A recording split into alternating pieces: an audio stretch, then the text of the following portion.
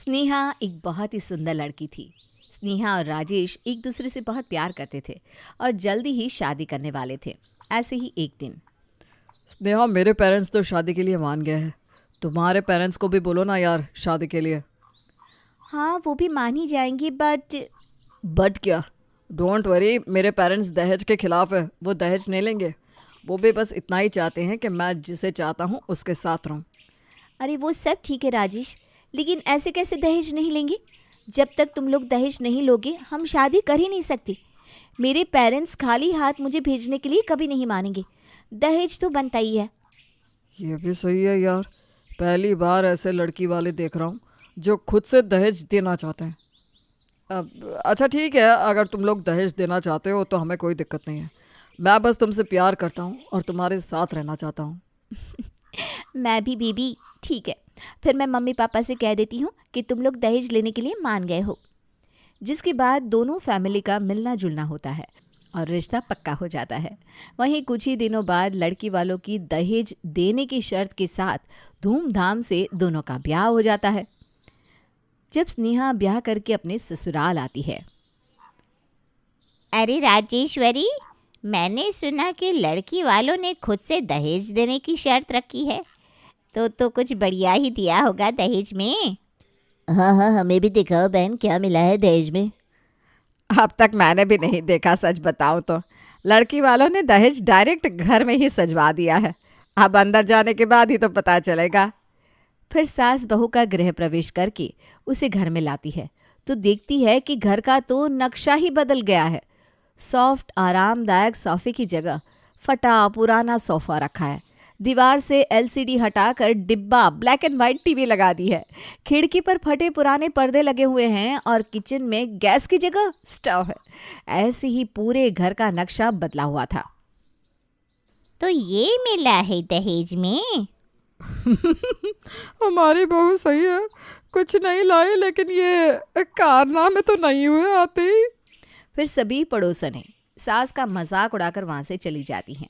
वहीं राजेश्वरी जी गुस्से से आग बबूला होकर तिलमिला उठती है। बहू, क्या है ये सब? दहेज के नाम पर कबाड़ का सामान भर दिया गया है हमारे घर में। अरे नाक कट गई आज तेरी वजह से। आप लोग तो तैयार ही नहीं थे दहेज लेने से। सुनकर मानो कि मेरे माता पिता ने कुछ तो दिया। और भूलिए मत कि मैंने शादी भी इसी शर्त पर की है। अरे बहू, शादी करके तूने हमें खरीद नहीं लिया। घर में पहले ही दिन सास बहू में होती बहस देखकर राजेश दोनों को शांत करता है। माँ कोई बात नहीं, अब जो हो गया सो हो गया। आज इतना अच्छा दिन है, मूड खराब नहीं करते। सही कह रहा है राजेश। अब राजेश्वरी, तुम भी शांत हो जाओ। बहू आई है, अब खुशी से उसका स्वागत करो। खैर, बात आई गई हो जाती है। कुछ समय में बहू और बेटे की शादी के बाद की सारी रस्में होती है और जब सारी रस्मों से फ्री होकर बहू बेटे कमरे में जाते हैं तो राजेश कमरे का हाल देखकर चौंक जाता है। स्नेहा, ये क्या है? मेरा कमरा कमरा कम और कबाड़ खाना क्यों लग रहा है? ओहो राजेश, ये पहले कबाड़ खाना था। इसे तो मैंने पापा को बोलकर कमरा बनवाया। कमरे में एक टूटी सी अलमारी और पुरानी सी चारपाई पड़ी थी और उस पे धूल भरा गद्दा। कमरे में जाते ही राजेश का हाल और ख़राब होने लगता है। धूल से उसे खांसी आने लगती है। स्नेहा, मैं इस धूल भरे गद्दे और इतनी पुरानी चारपाई पर नहीं सो सकता। आज हमारी सुहाग रात है, आज ही नहीं मरना मुझे। मैं मरना नहीं चाहता। अरे ऐसा मत बोलो ना। और आपने तो शादी ही की है इसी शर्त पर कि दहेज से आपको कोई दिक्कत नहीं है। अगर नहीं मानोगे तो मैं चली जाऊंगी। हाँ, चली जाओ, लेकिन मैं ऐसे नहीं रह सकता। मुझे मेरा कमरा पहले जैसा चाहिए। स्नेहा राजेश का गुस्सा देखकर डर जाती है, जिसके बाद वो कमरा पहले जैसा ठीक कर देती है और दोनों आराम से सुहाग रात मनाते हैं। ऐसे ही दिन बीतते हैं।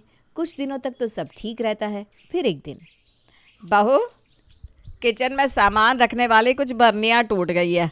आज बाजार जाएगी तो नई बर्नी लेते आना। ठीक है माँ जी। वहीं बहू बाजार जाने के बदले मायके जाके पुराने छोटे बड़े चॉकलेट के डिब्बे घर ले आती है। यह क्या है बहू? माँ जी, बर्नियों में सामान क्यों रखना? बर्नी टूट जाती है। ये टिकाऊ होते हैं, सालों साल चलेंगे। जिसके बाद स्नेहा सास की एक ना सुनकर किचन का सामान उन चॉकलेट के डिब्बों में रखकर उसे सजा देती है। वहीं रात को सबके खाना खाने के बाद, बहू बर्तन रात को ही धुल कर सोना, वरना सुबह तक किचन में बदबू आने लगती है। ठीक है माँ जी। यार बहुत नींद आ रही है, अब बर्तन धुलकर सोना पड़ेगा। फिर स्नेहा बर्तन इकट्ठा करके धुलने चली जाती है और वो नींद में जल्दबाजी में बर्तन धो रही होती है कि तभी उससे एक प्लेट गिरकर टूट जाती है। हो गया बेड़ा गर्क, जब भी देखो इस घर की एक एक प्लेट टूटती रहती है। तंग आ गई हूँ मैं इससे। एक प्लेट टूटी तो पूरा सेट खराब। अगले ही दिन स्नेहा किचन से सारी प्लेट्स गायब कर देती है और टूटने फूटने वाले सारे बर्तन गायब कर देती है। वहीं चाय के समय, बहू चाय कहाँ है? कब से वेट कर रहा हूँ। हाँ बहू जल्दी से चाय ले आ, चाय के बिना नींद ही नहीं खुल रही। तभी स्नेहा बिना हैंडल के टूटे हुए कप में चाय लेकर आती है। अब ये क्या है बहू, इतना पुराना कप कहाँ से उठा लाई? और इसे पकड़ने के लिए तो हैंडल भी नहीं है। माँ जी नए वाले कप सब खराब हो गए, अब यही है जो भी है, पीना है तो पियो नहीं तो रहने दो। बेचारे सास ससुर करते भी क्या, चुपचाप चाय पी लेते हैं। खाने के समय, वाह आज तो खाने की बहुत अच्छी खुशबू आ रही है। क्या बना है बहू? मटर पनीर और लच्छा पराठा। आज तो मज़ा ही आ जाएगा खाने में। लेकिन स्नेहा ये बड़े वाले डब्बों के ढक्कन यहाँ क्यों रखे हैं? और प्लेट लाओ, खाना किस में परोसोगी? बहू तेरे दिमाग में कुछ खुराफात तो नहीं चल रही ना? अब ये नहीं कहना कि इसी ढक्कन में परोसोगी। हाँ माँ जी, अब तो बहुत जल्दी समझ गई। वो क्या है ना, प्लेट्स बहुत टूट जाती हैं आजकल, और इतनी अच्छी प्लेट क्यों गंदी करनी, इसलिए। और फिर बहू सबको ढक्कन में खाना देती है। मैं तो ना खाऊंगी इसमें। ठीक है मत खाओ, लेकिन भूलो मत, मैंने शादी इसी शर्त पर की है कि मेरे मायके के दहेज को आप मना नहीं कर सकती। हाँ सास करती भी क्या, भूख भी बहुत ज़ोरों की लगी थी, मजबूरन खाना पड़ता है ढक्कन में खाना। अब बहू जब भी मायके जाती तो पुरानी से पुरानी चीज़ उठा कर ले आती। इसी तरह उसने पूरे घर को कबाड़ खाने में बदल दिया था। घर में पानी के बर्तन को हटाकर प्लास्टिक की कोल्ड ड्रिंक की बोतल में पानी रखती, बाथरूम में तेल के टिन में पानी भर कर रखती। अगर कोई आता तो उसे ग्लास की जगह कोल्ड ड्रिंक की बोतल में पानी दे देती। मेहमानों को भी ढक्कन में या फिर कागज़ की प्लेट में चाय नाश्ता देती, जिससे घर वाले बहुत ही ज़्यादा तंग आ चुके थे, लेकिन कोई उसे कुछ कहता नहीं था। ऐसे ही एक दिन, बहू आज मेरी ननद यानी कि तेरी बुआ सास घर आ रही है, तो ढंग से पेश आना। और हाँ, ये ना कबाड़ियों वाली हरकत मत करना बेटा। हाँ हाँ बिल्कुल माँ जी। फिर सास अपने कमरे में जाती है। वहीं जब बुआ सास घर आती है, स्नेहा अच्छे से उनका स्वागत करती है। बहू जा बुआ के लिए कुछ चाय नाश्ता लेकर आ।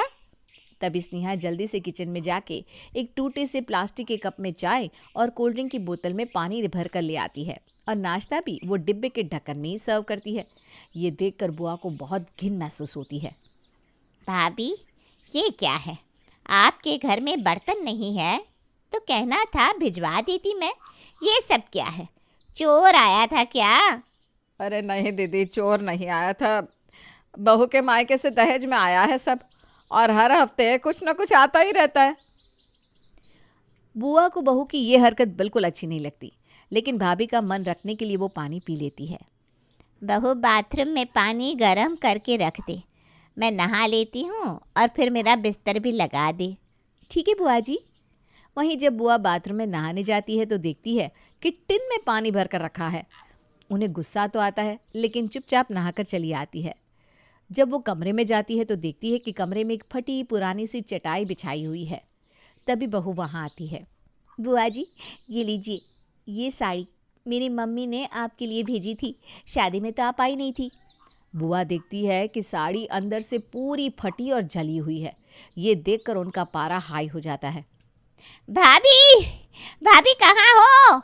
अरे क्या हुआ नाना जी, चिल्ला क्यों रही हो? आपने मुझे यहाँ अपनी बहू से बेइज्जत कराने के लिए बुलाया है।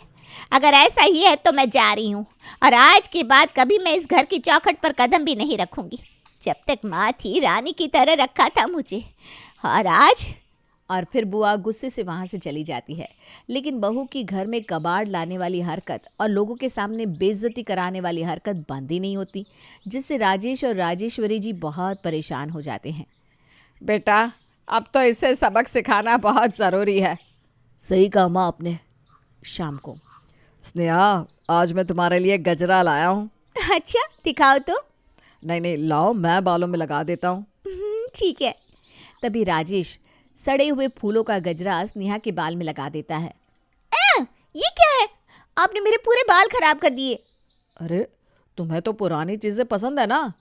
गजरे वाली के पास ये गजरा 1 महीने से सड़ रहा था, इसीलिए मैंने तुम्हारे लिए ले लिया। खैर तुम्हें पसंद नहीं आया तो कोई बात नहीं। अच्छा चलो हम डिनर पर चलते हैं।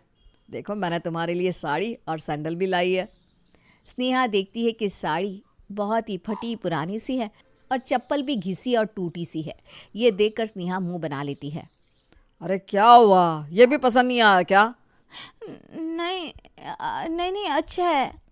जिसके बाद मजबूरन स्नेहा को पति का दिल रखने के लिए वो पहनना पड़ता है। और जब दोनों डिनर पर जाते हैं तो लोग स्नेहा को देखकर उसका बहुत मजाक बनाते हैं। अगले दिन। आज मेरे भाई की शादी है, अब चलोगे नहीं? अरे चलूँगा ना, मैंने तो उसके लिए वेडिंग गिफ्ट भी ऑर्डर कर दिया है। अच्छा क्या है? 4 व्हीलर। वाह, कौन सी वाली दिखाओ ना। अरे सरप्राइज है, वहीं देख लेना। जिसके बाद सभी रेडी होकर शादी में जाते हैं।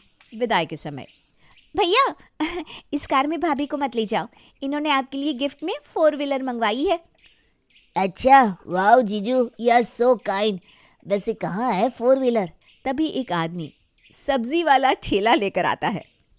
ये लो साले साहब आपका गिफ्ट। ये देखकर स्नेहा और उसके परिवार वाले मेहमानों और लड़की वालों के सामने बहुत बेइज्जती महसूस करते हैं। लेकिन इसके बाद स्नेहा सुधर जाती है और फिर कभी घर में मायके का कबाड़ लाकर नहीं रखती।